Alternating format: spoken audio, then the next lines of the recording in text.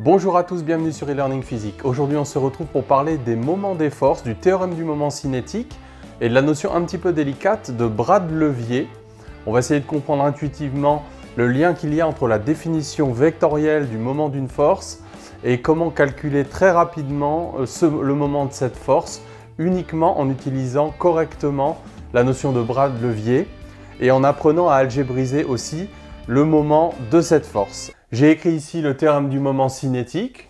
On pourrait dire qu'il s'agit du théorème du moment cinétique appliqué donc par rapport à un point O, appliqué soit à un solide, soit à un point matériel. Donc ici, j'ai dessiné un écrou que l'on cherche à dévisser. Si tu as déjà essayé de dévisser un écrou qui te paraît solidement fixé, donc tu utilises une clé. Et donc j'ai dessiné plusieurs forces, F1, F2, F3, F4. Et donc l'idée, c'est que le théorème du moment cinétique, le calcul du moment de la force te donne l'efficacité avec laquelle, en agissant selon ces forces F1, F2, F3, F4, on va réussir à dévisser cet écrou. Alors bien sûr, intuitivement, tu vois bien que si on appuie sur la clé dans le sens de F1, on va produire aucun effet de rotation de l'écrou autour de son axe, donc on ne va pas réussir à dévisser. Évidemment, quand on prend la définition du moment de la force, OMI, le point d'application vectoriel FI, donc le point M1 serait là, les deux sont collinéaires, et donc d'après les propriétés d'un produit vectoriel, lorsque les deux vecteurs sont collinéaires, le moment de la force est nul, et donc on ne peut pas faire varier le moment cinétique de l'écrou, on ne va pas pouvoir dévisser. Si on appuie sur F2, on voit que là, on va avoir un moment non nul. Alors si j'appelle M2 le point d'application de cette force, donc le moment par rapport à O de F2, c'est OM2 vectoriel F2.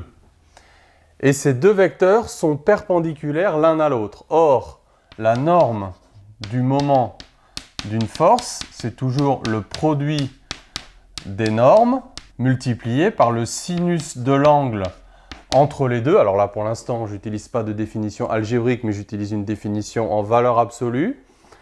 Et donc, comme on voit que le vecteur OM2 est perpendiculaire à F2, eh bien, sinus de θ, θ vaut pi sur 2, ils sont perpendiculaires. Et donc, on voit que ça va faire simplement le produit de F2 par OM2, dans ce cas particulier.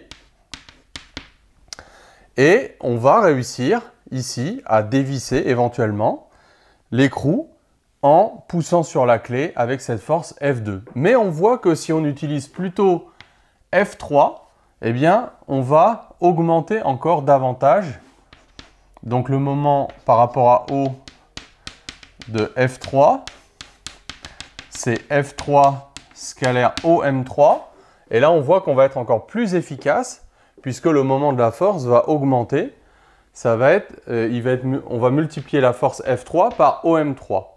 Alors dans ces deux cas particuliers-là, ce qu'on appelle le bras de levier de la force, c'est la distance OM2, donc OM2 qu'on pourrait appeler D2, et la distance D3, ici OM3, ça va être le bras de levier de la force F3 par rapport à O. Et évidemment, donc plus ce bras de levier est grand, et plus ça va être facile, avec la même norme, la même force, de dévisser l'écrou qui est ici. Alors ensuite, évidemment, il y a une question de signe, puisqu'on voit que, alors si on oriente un axe Z perpendiculairement au plan du tableau, on définit un sens positif de rotation par la règle de la main droite, donc le pouce selon le sens de OZ. Le sens positif est donné par la règle, donc par le sens des doigts de la main droite. Et donc, on voit que ces deux moments-là, dans le produit vectoriel, vont être en projection positif sur l'angle Z, sur l'axe Z. Alors que le moment de F4, donc on pourrait définir là aussi un bras de levier D4. On va revenir tout à l'heure sur la notion de bras de levier, quand OM et F ne sont pas perpendiculaires entre eux, mais forment un angle θ. Mais bon, pour l'instant, on prend un exemple simple où le vecteur position OM et les forces sont perpendiculaires à chaque fois. Et donc, on voit là que, en appuyant selon F4, notre clé, eh bien, on va avoir un moment de la force qui, en norme, sera égal à F4 scalaire OM4. Donc F4 multiplié par la distance D4, donc le bras de levier ici, dont on va donner encore une fois une définition plus générale tout de suite après. Mais on voit que en mesure algébrique, en projection sur l'axe Z, ce produit vectoriel va être négatif. Alors on peut utiliser pour ça la règle des 3 doigts de la main droite. OM4, donc le point M4, on va le mettre ici. Vectoriel F4, donc c'est un vecteur, le produit vectoriel, qui est négatif. Donc en mesure algébrique, ce moment est négatif et on voit bien intuitivement que quand on tire sur cette clé, on va serrer l'écrou au lieu de le dévisser. Donc le moment d'une force, ce n'est pas seulement sa norme, c'est aussi bien sûr une question de signe par rapport à l'effet qu'on veut produire grâce à cette force, donc par rapport à l'axe de rotation. Donc voilà quelques notions un petit peu qualitatives sur la notion de moment d'une force et la notion de bras de levier. Donc le moment de la force, c'est ce qui sert à mesurer quantitativement l'effet de rotation que produit cette force par rapport à un axe. Et donc on voit que ça ne dépend pas seulement de la norme de la force, mais ça dépend aussi de la distance par rapport à l'axe de rotation. Plus cette distance est grande, plus l'effet de rotation sera efficace. Donc avec la même force, on peut avoir des effets de rotation complètement différents si on s'écarte en particulier de l'axe. Donc pour calculer le moment d'une force, bien sûr, on peut utiliser la définition du produit vectoriel et utiliser un système de coordonnées pour calculer ce moment. Mais on peut aussi utiliser la notion de bras de levier. Et donc, j'aimerais maintenant te montrer un petit peu comment calculer directement le moment d'une force avec la notion de le bras de levier et surtout qu'est-ce que c'est véritablement que le bras de levier d'une force. Alors pour illustrer donc l'application du théorème du moment cinétique, on va prendre le cas très simple du pendule simple en rajoutant une force de frottement fluide. Donc on suppose que ce pendule est dans le référentiel du sol, supposé galiléen, donc avec l'accélération de la pesanteur G vers le bas. Et on choisit donc d'orienter un axe OZ perpendiculaire au tableau et donc de définir l'angle θ. Alors attention, quand tu fais ça, il faut bien faire toujours attention de faire des dessins avec des grandeurs positives. Donc j'ai bien pris un angle θ positif puisque en orientant Z vers nous, on définit un sens positif de rotation. Donc je suppose que θ est positif. Et non seulement je suppose que θ est positif, mais je suppose aussi que θ point est positif, c'est-à-dire que le pendule est dans une phase montante et que donc la force de frottement fluide moins hv, donc en coordonnées polaires qui vaut moins h, L, la longueur du pendule, θ point, vecteur uθ, donc est orientée ici selon le vecteur moins uθ. Je te rappelle aussi que le vecteur uθ, tu dois toujours l'orienter dans le sens direct de rotation, donc on a le vecteur UR, et le vecteur uθ de la base polaire, donc ils sont orientés comme sur le dessin. Il y a plusieurs façons d'appliquer le théorème du moment cinétique. On peut faire un calcul direct par les produits vectoriels des moments des différentes forces en utilisant la base UR, Uθ, Uz. Donc le moment cinétique par rapport à O, donc qui est le point de fixation du pendule de longueur L. Donc ça va faire OM vectoriel MV. Donc OM c'est L UR. Vectoriel donc M L θ point Uθ. UR vectoriel Uθ ça fait le vecteur UZ puisqu'on est dans une base directe. ML carré θ point vecteur UZ. Voilà, donc ça c'est un résultat très simple. On peut même aussi presque l'écrire J θ point pour donner une définition analogue à la rotation d'un solide autour d'un axe. Donc J, c'est ce qu'on appelle le moment d'inertie. Donc c'est ce qui mesure la difficulté de mettre en rotation le pendule autour de son axe. Donc on voit que plus la masse est importante, plus c'est difficile de le mettre en rotation. Et plus surtout la distance de cette masse à l'axe de rotation O, donc la distance L, la longueur du pendule est grande, plus c'est aussi difficile pour une masse donnée. Donc ce J, le moment d'inertie, c'est un petit peu l'analogue dans le principe fondamental de la dynamique, de la masse ce qu'on appelle la masse inerte, la masse de l'objet, puisque dans le principe fondamental de la dynamique, on a masse fois accélération égale à la somme des forces. Ça veut dire que pour une certaine force donnée, plus la masse est grande, comme le produit ma est constant, plus la masse est grande, plus l'accélération est petite. Donc quand tu pousses un objet avec une certaine force qui a une grosse masse, il est plus difficile à mettre en mouvement. Avec la même force, tu mets en mouvement un objet plus léger, beaucoup plus facilement. Tu lui communiques une accélération beaucoup plus grande. Donc c'est pour ça parfois qu'on fait la distinction entre masse inerte, masse gravitationnelle. En fait, ces deux masses sont les mêmes. Et bien ici, donc, ça c'est le moment d'inertie. C'est ce qui caractérise l'inertie du point M à la rotation, donc caractérisée par sa masse et par sa longueur, par la longueur du pendule. Donc ça, c'était quelques petites remarques sur le moment cinétique. Donc, pour calculer les différents moments des forces, comme je l'ai dit, on peut utiliser, bien sûr, la définition des produits vectoriels et calculer ces différents produits vectoriels. Par exemple, le moment par rapport à O de la tension T, donc c'est OM vectoriel T. On voit tout de suite que T est collinéaire au vecteur OM, même s'il est en sens contraire. Donc ça va faire 0. Le moment de la force de frottement, F, moins HV. Donc ça fait OM vectoriel moins HV. Donc OM est selon le vecteur UR.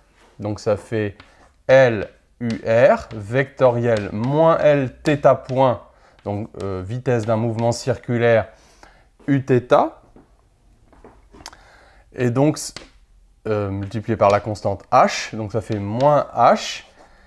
L carré θ point vecteur UZ, puisqu'encore une fois, UR vectoriel Uθ, ça fait le vecteur UZ. Et puis, j'ai gardé pour la fin l'exemple le plus riche, c'est bien sûr le calcul du moment du poids. Donc, on aura L0, 0, vectoriel. Alors, attention, quand tu calcules un produit vectoriel, les deux vecteurs doivent être exprimés dans la même base. Donc, le vecteur P, il faut le projeter sur le vecteur UR. Alors j'ai fait toute une vidéo sur les projections, d'ailleurs en prenant l'exemple du pendule. Donc on projette sur le côté adjacent à l'angle θ. Donc ça fait mg cos θ. Et puis sur Uθ, donc si c'est cos sur un axe, c'est plus ou moins sinus sur l'autre, par conservation de la norme. Donc ça fait moins mg sinus θ sur le vecteur Uθ. Donc mg cos θ moins mg sinus θ 0. Et donc on est dans la base UR Uθ, UZ pour les deux vecteurs. Tu ne peux pas calculer un produit vectoriel en choisissant une base pour un vecteur qui t'arrange et puis une autre base qui t'arrangerait pour le poids. Il faut mettre les deux dans le même et le résultat est encore dans cette même base. Donc on masque la première ligne, on fait le produit en croix, ça fait 0. On masque la deuxième ligne, on part du bas, on fait le produit en croix, ça fait 0. Et enfin, donc ça fait moins m, g, l, sinus θ, donc dans la base UR, Uθ, UZ. Alors bien sûr, on trouve que l'effet de rotation, il est selon l'axe UZ, donc le moment du poids est selon UZ. Donc là, on a fait un calcul direct par le produit vectoriel OM vectoriel mg, OM vectoriel p, du moment du poids, et c'est une façon tout à fait légitime d'aboutir à l'équation différentielle du mouvement en θ. Et donc, on peut recoller tous ces morceaux. Donc, on aura J θ de point, en dérivant le moment cinétique, est égal à, donc le moment de la tension T est nul, moins HL carré θ point, moins MGL sinus θ. Et évidemment, J, c'est ML carré.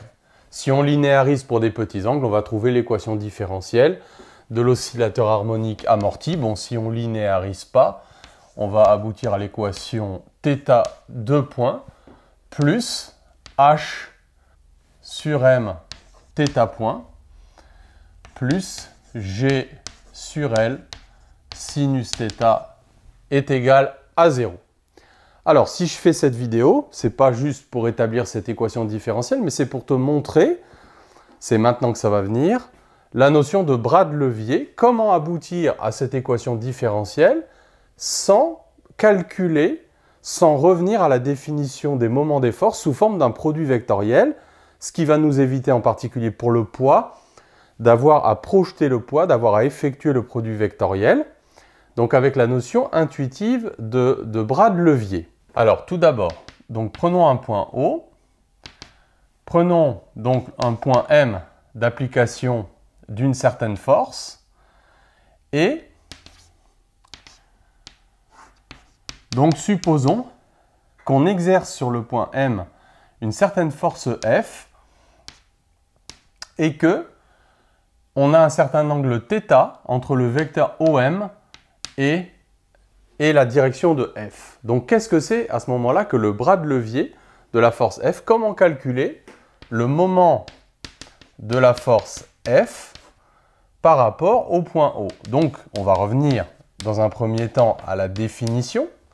Donc OM vectoriel F, et on sait que la norme d'un produit vectoriel, c'est la norme de OM fois la norme de F fois le sinus de l'angle entre les deux. Je vais le mettre en valeur absolue ici. Donc il faut avoir, par exemple, orienté un axe. Donc on va prendre un axe qui sort du tableau et qui vient vers nous. Alors ce que je vais faire, c'est que je vais regrouper un petit peu différemment les termes ici de la norme du moment. Je vais écrire ça plutôt F scalaire OM valeur absolue de sinus θ. On va voir que OM sinus θ, ça c'est ce qu'on appelle le bras de levier.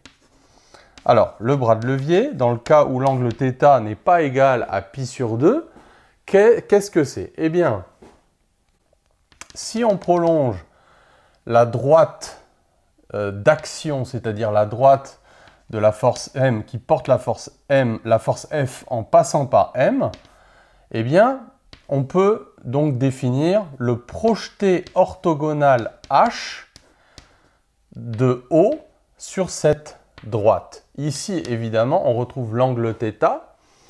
Et donc, on voit que dans ce triangle rectangle OHM, il est rectangle en H. On voit que OM sinus θ, c'est la projection de la distance OM sur le côté opposé à l'angle θ. Et donc, en fait, ça représente la distance OH. Donc, on voit que OM sinus θ, ça n'est rien d'autre que la distance OH. Et donc, on a la définition du bras de levier. Comment trouver le bras de levier? Il faut projeter le point O sur la droite d'action, la droite portant la force F, la droite qui passe par M. Et donc ça, c'est ce qu'on appelle le bras de levier. Alors attention, très souvent dans le feu de l'action, plutôt que de projeter O sur cette droite portant la force F qui passe par M, très souvent les étudiants projettent M sur je ne sais pas quoi, des fois sur l'axe. Bref, c'est pas M qu'il faut projeter, souviens-toi toujours de ça, mais c'est O qu'il faut projeter sur la droite parallèle à F, passant par M, ce qu'on appelle la droite d'action, pour calculer le bras de levier. On va faire un exemple tout de suite avec le poids, pour te montrer comment on peut retrouver très rapidement le moment du poids. Alors, maintenant qu'on a vu cette définition générale, il manque encore un aspect, c'est l'aspect d'algébrisation. C'est-à-dire que, une fois qu'on a orienté un axe perpendiculaire, donc ici au plan du tableau, on a défini implicitement, par la règle de la main droite, un sens positif de rotation. Donc la question qu'il faut se poser maintenant pour donner un signe à ce moment F scalaire OH, parce que là il est en valeur absolue, il n'est pas encore algébrisé, il n'y a pas son signe, eh bien il faut savoir si c'est positif ou négatif. Alors pour savoir si c'est positif ou négatif, intuitivement c'est un peu comme des histoires de marionnettes, de ficelles. Tu tires sur la force F et tu regardes si ça fait tourner le point M dans le sens positif ou dans le sens négatif par rapport à O. On voit que si on tire sur la force F, on fait tourner M dans le sens positif. Donc ce moment, en mesure algébrique sur l'axe OZ, sera effectivement positif. Donc je vais lui mettre une mesure algébrique comme ça. Donc ce sera plus F scalaire OH. Alors regardons un petit peu avec le poids, comment on aurait pu retrouver, d'ailleurs même pas que le poids, comment on aurait pu retrouver les trois forces, calculer les trois bras de levier des trois forces pour retrouver les trois moments dans le cas du pendule simple amorti. Donc, on cherche à calculer en mesure algébrique le moment de la tension T par rapport à l'axe OZ. Donc, souviens-toi, pour calculer le bras de levier, on projette orthogonalement O sur la droite qui contient la force, passant par M. Et donc, on voit que finalement, OH, H va être confondu avec le point O, puisque la droite passe par l'axe. Et donc, ça va faire 0. On retrouve le fait que la force passant par l'axe, son moment est nul. Si on prend la force F, alors un exemple assez simple, puisque là on a un angle droit, alors il faut projeter O sur la droite passant par M portant la force. Donc on voit que le bras de levier, ici, c'est la distance OM. Et donc le moment de la force F, alors pour l'instant en valeur absolue, c'est H θ point, la force HL θ point, la force F, fois le bras de levier qui vaut la distance OM, donc qui vaut L. Alors maintenant, il faut donner le bon signe. Comme on a orienté l'axe vers nous, le sens positif de rotation, c'est celui-là. Si je tire sur la force F, je fais tourner le point M dans le sens négatif, donc je dois mettre un moins. Donc on voit ici les différentes étapes du calcul du moment d'une force. Premièrement, on fait le produit de la force donc par le bras de levier. Donc le bras de levier, pour l'avoir, on projette le point O sur la droite d'action, la droite portant la force passant par M. Et après, donc on met le bon signe en se posant la question, mais comment a été orienté l'axe perpendiculaire au tableau? Ensuite, donc le moment du poids, donc ça c'était le moment de la force F. Le moment du poids, alors c'est toujours algébrique. Donc M en eau du poids. Donc on tire ici sur le poids qui est vertical. Et donc on se pose la question, c'est quoi le bras de levier? Donc le moment du poids, ça va faire le poids mg fois la distance OH, le bras de levier du poids. Alors attention, ce n'est pas M qu'on projette, mais c'est O qu'on projette. Donc sur la droite portant le poids et passant par M. Donc le point H, il est là. Donc ici, on retrouve l'angle θ, donc on projette L sur le côté opposé à l'angle θ, donc ça fait L sinus θ. Donc on aura mg, on va mettre les signes après, L sinus θ. Et ensuite, la question à se poser, c'est quand je tire sur le poids, est-ce que je fais tourner le point M par rapport à O dans le sens positif ou dans le sens négatif? On voit que là encore, c'est négatif. On tourne dans le sens négatif, donc on a un moins. Et donc voilà comment, très rapidement, on peut établir l'expression des moments des forces, que ce soit pour des solides en rotation autour d'un axe fixe ou pour des points autour d'un axe. Et donc on aura ml carré θ2 points, donc la dérivée du moment cinétique, et on retrouve évidemment la même équation, égale moins hl carré θ point moins mgl sinus θ. Donc, le bras de levier, le gros piège, c'est de projeter M sur l'axe au lieu de projeter O sur la droite d'action. Ça, c'est vraiment l'erreur qui arrive très très fréquemment. Et puis, c'est aussi ne pas tenir compte des signes. Donc là, il faut faire attention. Est-ce que, en tirant sur la force, pense vraiment comme à des marionnettes avec des ficelles, est-ce que tu fais tourner le point dans le sens positif choisi ou pas? Et attention, le sens positif choisi, ce n'est pas toujours le sens trigonométrique. Tout dépend comment l'axe Z a été orienté. Imagine que l'axe Z soit orienté vers le fond. À ce moment-là, le sens positif, c'est le sens horaire. Et voilà, il faut changer tous les signes. Donc là encore, méfie-toi. Le sens positif, ce n'est pas toujours le sens trigonométrique.